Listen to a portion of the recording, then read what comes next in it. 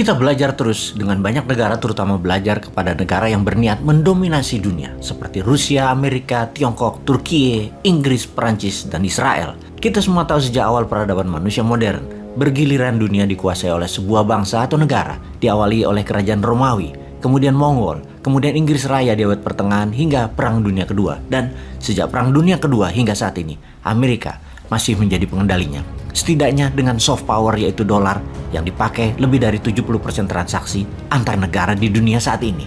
Amerika untuk mendominasi dunia dalam New World Order sudah mendapat tantangan banyak sejak awalnya, yaitu sejak Perang Dunia Kedua.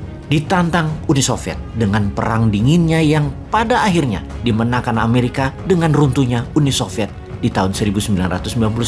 Kemudian sejak tahun 2008, Amerika mulai ditantang oleh Tiongkok di dalam pendominasian dunia, setidaknya secara ekonomi, di mana banyak negara yang mulai dikendalikan oleh Tiongkok pada saat itu. Di mana negara-negara di bawah pengaruh Tiongkok tersebut mulai berani mengatakan, kami tidak perlu Amerika lagi. Yang puncaknya di tahun 2017, perang dagang dua negara dimulai. Kemudian sejak saat itu, persaingan keduanya mulai di mana-mana dan ke mana-mana. Eskalasi persaingan awalnya dagang kemudian ke langkah militer di tahun 2022 ini menarik untuk diperhatikan, dan sebagai negara, Indonesia harus selalu mewaspadai efeknya dan punya langkah antisipatif. Apa bukti ketegangan Amerika Tiongkok ke arah militer?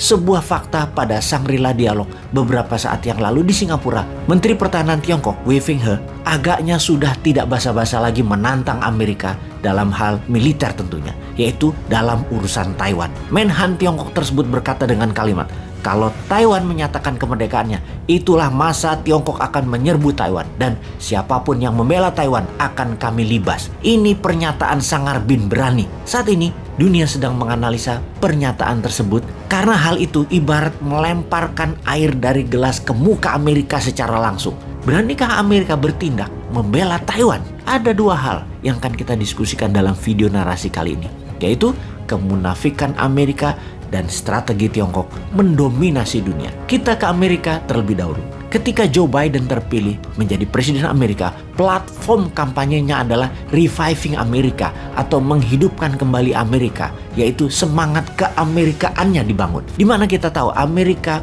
punya propaganda sebagai negara yang disebut Land of Opportunity, Land of the Brave, Land of Freedom. Dan hal itulah platform kampanye Biden yang mau dihidupkan kembali semangat keamerikaannya tersebut. Terlihat mulia ya janji kampanyenya. Biden mengatakan Amerika kembali seperti yang dulu. Setahun kemudian kita tahu maksudnya Biden. Amerika kembali menembaki anak-anak di sekolahan. Amerika kembali memasuki masa teror bersenjata. Amerika kembali mengkhianati teman-temannya. Amerika kembali mengkhianati sekutunya. Dan semua ini terjadi di bawah administrasi Joe Biden. Kita mulai dengan teror bersenjata di mana ada 13 kejadian dalam waktu kurang dari 3 bulan di Amerika yang membunuh anak sekolahan. Kejadian di pesta kelulusan, kejadian di kelas, kejadian di ruang makan, kejadian di depan sekolah, juga di tempat umum seperti kafe, tempat yang seharusnya menjadi tempat aman bagi publik, di tempat dikatakan Land of Freedom, di mana-mana orang dengan senjata ternyata saat ini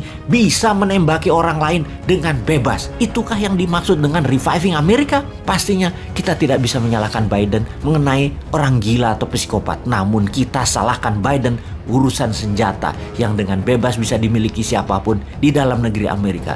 Di tahun 2022 ini saja sudah terjadi 246 kali penembakan ke arah massa yang brutal. Ingat loh ya, ini masih bulan Juni, alias setiap hari ada penembakan di Amerika saat ini. Dan bagaimana Biden bisa menjelaskan hal ini? Kepala negara macam apa Biden itu? Di dalam negeri Biden lagi dicemooh, sehingga untuk mendapatkan simpati Biden membangun diplomasi ke luar negeri. Ternyata sama saja, Amerika dicampakkan oleh negara-negara tetangganya.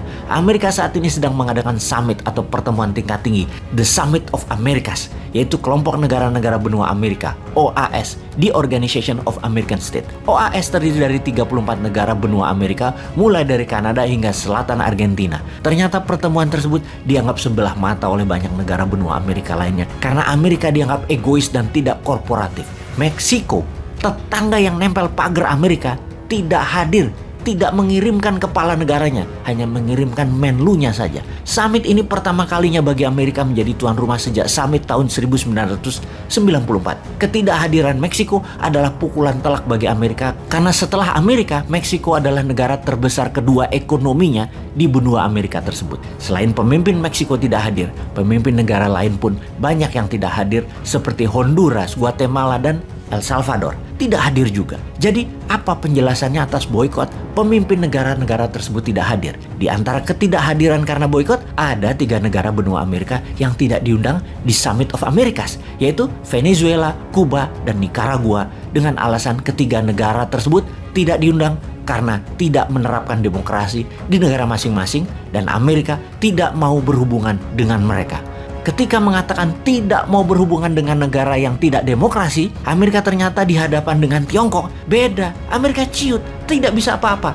Tiongkok bukan negara demokrasi, tapi merupakan mitra dagang terbesar Amerika. Jadi kalau melihat Amerika sok-sokan menekan negara Amerika lainnya yang tidak demokrasi, ya Tiongkok ambil peluang. Tiongkok menjadikan mereka mitra dagang, di mana minyak Venezuela misalnya diambil semua oleh Tiongkok. Di negara-negara yang tidak hadir di Summit of America, baik karena boikot atau tidak diundang, semuanya adalah mitranya Tiongkok, mitra dagang dan bisnisnya Tiongkok, terbesar bahkan. Dengan semua peristiwa tersebut, Biden harus memperbaiki Amerika dalam dan luar negerinya. Namun di luar negeri, tanpa Meksiko yang sudah diambil Tiongkok, kemungkinan kecil Amerika bisa berjaya kembali. Sahabat, inilah masa kita memahami dan mengambil peluang berdaulat, sebuah informasi dan peluang bagi mereka yang paham bernegara.